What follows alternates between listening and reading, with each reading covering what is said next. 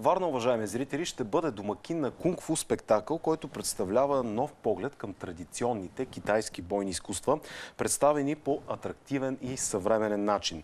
Той ще се проведе на 3 юни в зала 1 на фестивалният и конгресен център в морската столица. Началният час ще бъде 18 часа и 30 минути. Какво да очакват почитателите на бойните изкуства, ще научим от майстор Шън Фей, чието ученици ще бъдат участници в спектакъла. При нас в студиото е и един от неговите ученици, Меги Ангелова, която е и организатор на предстоящия кунг-фу спектакъл. Добро утро! Добро утро! Сега да кажем, че сме с една масичка, защото в края на нашия разговор майстор Шън Фей ще направи демонстрация. Ще ни покаже някои от уменията си, но както вече анонсирахме, на 3 юни ни очаква кунг-фу спектакъл, който ще зарадва със сигурност почитателите на бойните изкуства във Варна. Какво всъщност могат да очакват зрителите от това представление? Това ще бъде първият по рода си кунг-фу спектакъл в такъв вид, специално в България, с сценични костюми, с много епична музика. Участват само ученици на Лауше от Шън Фей, от Варна и от няколко други града в България. Най-старите ученици, които ще участват, тренират вече 20 години. Те са едни от първите му ученици. Най-малките са всъщност ученици на един от неговите най-стари ученици и са на възраст около 10-15 години. Тоест те си предават знанията. 3 поколения ще участват на сцената. Това ще бъде наистина много хубаво. А колко всъщност ще бъдат общо участниците в спектакъл? Над 30 участника, да. Ще има двубой, ще има самостоятелни форми, има много атрактивни оръжия. Сопи, копия, алебарда, юета, ако ви говори нещо. Различни видове китайски оръжия и въобще ще бъде много атрактивно. Нека и майстор Шън Фей да ни каже всъщност какви са вашите емоции и очаквания за предстоящия спектакъл. Това отдавна има идея да прави китайски кунг-фу спектакъл. Това е първи път и в България. Вътрешно бойни изкуства от моята идея за ученици, български ученици, вече има 20 години. За този път и горе-долу 30 нагоре, повече 30 часа. Вие сте пето поколение майстор в линията, сега да не объркам, Лян Ша Ба Гуаджан и приемственик на линията Цзян Ша Тайцзи Цюен. Какво всъщност можете да ни разкажете за тези линии? Това е много интересно, защото китайски бойни изкуства от история има различия. Различия при първо майстор, втори, трети. Това е една линия. Обаче от първо майстор, то може сега 5 Ба Гуаджан. Много важно, защото това направо е една линия. Затова китайски това различие много важно е влиза в това система. Когато влиза в това система, ти може да учи и чиско. Ако не, само гледа външното. Вътрешно нищо не знае. Цзян Ши Тайцзи Цюен казва, Козмони Цзян. От него учи преди 23 години. И различно видове. Ба Гуаджан, Тайцзи Цюен различно, обаче всичко е вътрешно бойно изкуство. Те са много високо майстори. Всъщност, като казахме вътрешното бойно изкуство, вие сте основател на няколко клуба по вътрешни бойни изкуства. Какво всъщност трябва да знаем за вътрешните бойни изкуства? Какво развиват и каква е тяхната философия? Интересно. България има гордо няколко клуб.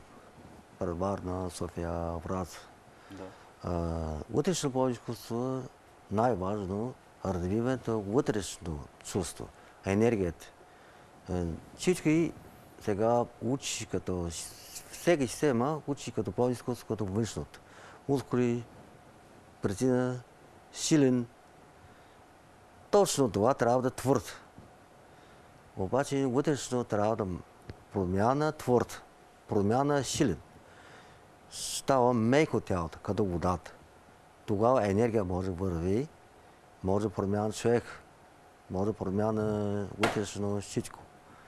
Това за човек колкото важно. Много важно. Важно е. Много интересно наистина. Как се запалихте всъщност вие по бойните изкуства? Каква е историята на майстор Шанфей? Аз от малък, помня, когда от 5 години вече е интересно в бойно изкуство. Не разбира, обаче е много интересно. Навсякъде търси интерес. До 13 години започва учи. Още до 18 години тогава и вече има майстър. Първо няма майстър. И постепенно вече аз има 5 майстър. Да. От външното до вътрешно. Ето сега. От вътре е най-интересно бойно изкуство. Защото вътре има китайска философия. Най-интересно. Има ли интерес от страна на децата? И всъщност има ли деца, които тренират в вашите клубове? Моето клуб е по-трудно за децата, защото не може да търпи. Много търпение. Защото е бавно прави. Не е бързо. Да. Затова не е като спорт. Трябва да по-голям човек. Примерно до 16 години нагоре. Може вече по-търпи, по-слуша, по-съзнание вече. Вече има по-голямо Да, съзнание, както се казва. Да. Но все пак има ли деца, които са и търпели? Може, когато, което има деца, може да търпи примерно 8 години, може. Пак може. Трябва да се специално децата. Да, всъщност, Меги, да ни разкаже ти как се запали по бойните изкуства? Ами аз от дете. При мен нещата станаха много спонтанно. Спомням се в един момент, майка ми говореше с него по телефона и само извика от другата стая: Меги, искаш ли да тренираш карате? Аз бях трети клас, нали? Това аз казах да! И така се почна всичко. Имала съм прекъсвания през годините, естествено, докато човек намира себе си, израства и така нататък. Минавала съм и за кратко през ушо стилове. Вече след години вече имах щастието да срещна истински майстор. Бързо запознах с негови ученици, след това те ме заведаха при него.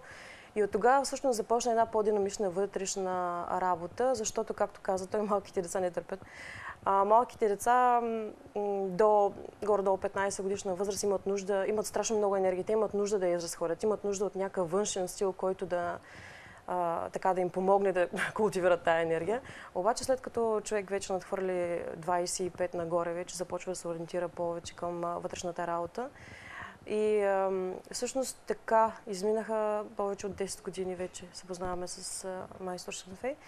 И бих казал, че това оказа доста голямо влияние върху живота ми. Изграждат се качества, вътрешна стабилност, по-ясна идея на къде върви човек, повече дисциплина също така и много други качества. Много може да се говори по темата. Сигурност. Със сигурност е така. Колко важно всъщност е постоянството? Това е най-важно. Нормално хората не могат да търпи. Не могат да търпение. Постепенно, например, учи няколко месеца или няколко години и вече се минава. Защото е много трудно. Трябва да постоянно, всеки ден, по 1 час, 3-4 часа. Тогава има ефект. Ако няма да постоянно, няма нищо. Няма как да се получат нещата, ако няма постоянство. Няма ефект. Хората в днешно време са доста, както каза и майстора, нетърпеливи. Да. Всеки иска бързо да стават нещата. Бързо да стават, но пък ето това е едно от нещата, които изискват точно именно търпение. Всъщност, има ли нещо, което не знаем за кунг-фу, за философията на кунг-фу? Кунг-фу точно китайски бойно изкуство. От китайски идеята. От Брусли. От него казва от кунг-фу започва. Нормално Китай казва ушу. Ушу кунг-фу е едно също. Да. Вътрешно китайски бойно изкуство, това голяма философия. Може да казва от Лаози. История от Лаози казва Yin-Yang. Yin-Yang промяна, Yin-Yang хармония и става вътрешно бойно изкуство. Това е то. То е човек. Всеки човек има то. Обаче ние не можем да развием, няма да развитие. Затова, когато развие Yin-Yang, ти развие то. Когато развие то, ти вече човека вече става. Защото ние само като или Yang, или Yin. Няма хармония. Няма хармония. Трябва хармония. Когато хармония, ти вече ти други човек. Вече към това чувство. Да. Прекрасно чувство. За човек вече промяна. Да се върнем на спектакъла. Трудна ли е организацията на подобно събитие? Със сигурност не е лесно, защото изисква голям фокус. Ние организираме точно такъв спектакъл за първи път. Имали сме други шоута, имали сме други демонстрации, бих казала, с лек артистичен оттенък. Но това е първият такъв спектакъл по рода си, който организираме. Много сме развълнувани, всички ученици се включват с каквото може, така усилено се подготвят. Особено двубоите с оръжията, просто те са много атрактивни. Това ще бъде атракцията. Абсолютно, да, ще бъде. Да, ако има добър екип човек, получават се нещата много добре. Очаквате ли така интерес да има от страна на варненци? Все То пак, вече има. Варна си е един град, Да, който със сигурност е много навътре с бойните спортове. Да, има интерес. Вече половината места са разпродадени. Тъй като все пак това не е първо негово представяне по какъвто и да е повод и по какъвто да е начин. И така очакваме интерес, но така или иначе ние пак ще го излучим по-нататък. Ще направим запис, видеозапис, ще го излъжим. Ще го излъжим, няма да го лъжим. Ще го излъчим. Ще го излъчим. Да. И ще го... всички ще видят така или иначе, тези, които не са имали възможност. Но все още има възможност, все още има места, така че да заповядат. Който иска, ще призовем накрая. Сега да кажем обаче, че мотото на спектакъла е Небе, земя, дао. Какво всъщност е дао, майстор Фей? То преди малко казва, всеки човек има то. Обаче човек трябва да има небе, земя, хармония. Хармонията. Когато хармония, вече то вече е развитие вече. Ако си отделно чувство, небе, земя, нали? Човека.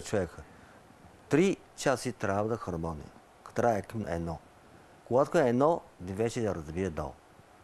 Това китайска философия. Това говори за човека, природен космос. Всичко е едно, ти вече разбира вътрешно какво. Духовно. Това като истинско, може да истинско душата. Интересно е наистина. Сега ми се иска отново да припомним за спектакъла. Къде, кога и какво ще призовете варненските фенове и почитатели на бойните изкуства? 3 юни, 6:30, фестивален и конгресен център Варна, зала 1. Ще има едно незабравимо шоу с много епична музика, с много атрактивни двубои, както казах, много дух, много вдъхновение, много огън, вятър и вода и голяма красота. Да, майстор Фей, вие така един призив да отправите към варненската публика. Добре, правиш. Към хората, Лауша, към хората какво ще призовете за предстоящия спектакъл? За спектакъл. Да. Надява се моето спектакъл за хората повдигам духа и за хармонията, всички светли на чувства. И сега е време за нашата изненада. Всъщност майстор Фей ще ни покаже някои от своите способности в една демонстрация, която ще се насладят и нашите зрители. Заповядайте, майстор Фей. Окей.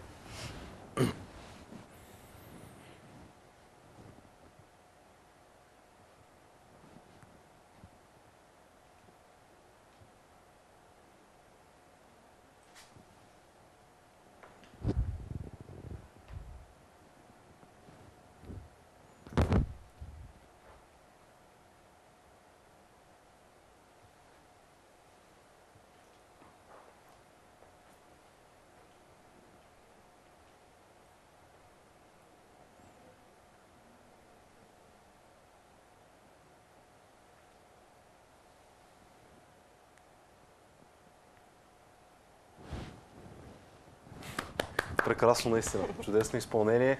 Аз ви благодаря за това гостуване. Желая ви успех на предстоящия спектакъл и дано така успеете да привлечете още повече ученици. Интереса на младите хора да бъде още по-голям към И вие заповядайте, ако имате време. Разбира се, това ще бъде интересно наистина да го видим.